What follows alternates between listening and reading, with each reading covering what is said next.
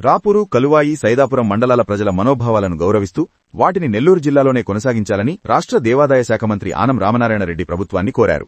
నెల్లూరులోని తన క్యాంపు కార్యాలయంలో ఎమ్మెల్సీ బీద రవిచంద్రతో కలిసి ఆయన మీడియాతో మాట్లాడారు. జిల్లాల విభజన నోటిఫికేషన్కు సంబంధించి అభ్యంతరాలు తెలియజేయడానికి చివరి రోజు కావడంతో మంత్రి ఆనం కీలక ప్రతిపాదనలు చేశారు. గతంలో ఈ ప్రాంతాలకు ఎమ్మెల్యేగా పనిచేసిన అనుభవంతో రాపూరు, కలువాయి, సైదాపురం మండలాలను నెల్లూరు జిల్లాలోనే ఉండి ఆత్మకూరు రెవెన్యూ డివిజన్లో కలపాలని కోరారు.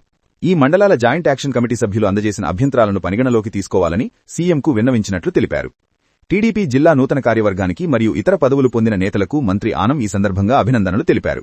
జిల్లా పార్టీ అధ్యక్షులు బీద రవిచంద్ర, ప్రధాన కార్యదర్శి చేజర్ల వెంకటేశ్వరరెడ్డి, నెల్లూరు మేయర్ రూప్ కుమార్ యాదవ్లను మంత్రి ఘనంగా సత్కరించారు.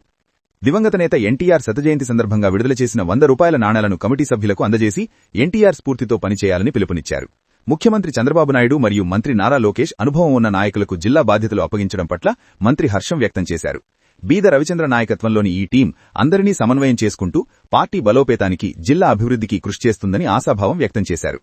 ఈ సమావేశంలో NDCC bank chairman Mettukuru Dhanunjaya Reddy, మాజీ ఎమ్మెల్యే కంభం విజయరామిరెడ్డి మరియు ఇతర ప్రజాప్రతినిధులు పాల్గొన్నారు.